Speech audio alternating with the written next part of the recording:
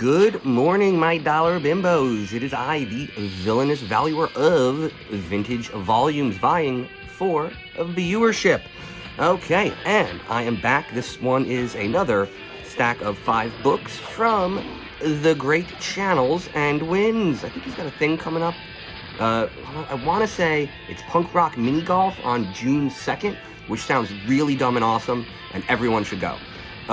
So here we go. Very, very, very 90s, right here, right off the back.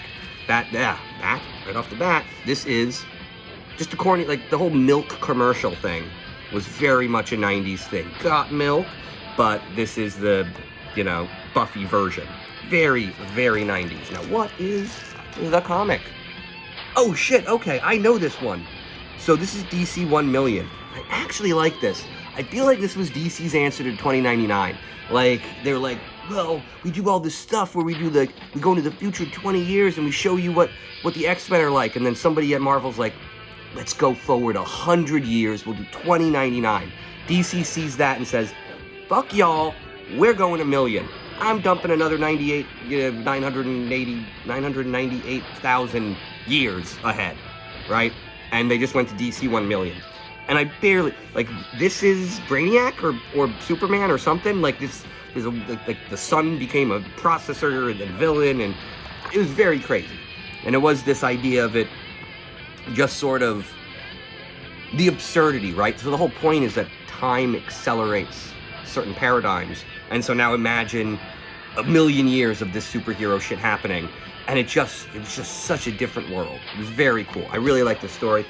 I feel like there are a lot of valid complaints because it was very well promoted and crossed over into everything, so definitely fucked up a bunch of books. But I think this was a really fun idea. Okay, so now this is looking, what, 90s, 80s? This is going to be late 80s, right? We got 87 Marvel Entertainment. Okay, so this is fun. I guess this is... So is this just Marvel D&D, right? This is just them. I know there's still no good version of this, by the way. They've never made a good Marvel game based on another system because they just do it cheap. They do the shovelware version. There still should be a Marvel trading card game and a Marvel D&D game. And the idea is it can't be its own thing. Marvel Overpower was a bad idea. They simply need to license the rule set from Magic the Gathering. They simply need to license the rule set from TSR. So I think any version of this that's happened since then has just been Marvel doing it on their own, and it hasn't really worked. But I would love this idea. I would love for this to really become a viable product. Fantastic Four 312. So yeah, this is just one of those series. I will always buy, 80s Fantastic Four for $1. Put this in the bin, I'll buy it. This was a fun one. Fall of the Mutants. I don't really know this one. Although I do know this was a very weird time in the Fantastic Four, where there was this, I don't even remember it. Part of me thinks it was related to Ben Grimm in some way, but I also thought it was like an accelerated mutation of Ben Grimm. I don't know. Okay, well, this is... Oh, so I guess this one's 2. I guess I grabbed 2 books. There we go. And so, let's see. What is this? Farewell to the Living Legend. Ooh, is this isn't the... Okay, so this is Mark Waid. Oh, this is so freaking 90s. I mean, look at this. The art itself just telegraphs the oddness. Is that Reed Richards?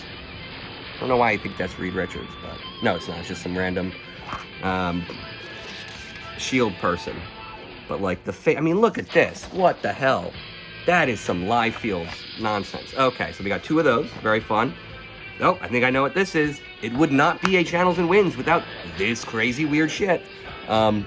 Every time I flip through these, I think I get closer and closer to the void. Eventually, I'm so close to having an actual complete run of Plastic Farm 1. And I will read at least a few of those until... oh, this is a great one. Love this. Love my cartoons. What? Quick sip of coffee. But this is... I love this. Laugh Olympics. So this was... Was this related? Was this like a knockoff of Wacky Races? Right? Wacky Races was that Hanna-Barbera? I feel like it was a lot of the same guys, but yeah, Laugh Olympics was fun. I always liked the idea of starting a Wacky Races or Laugh Olympics betting league.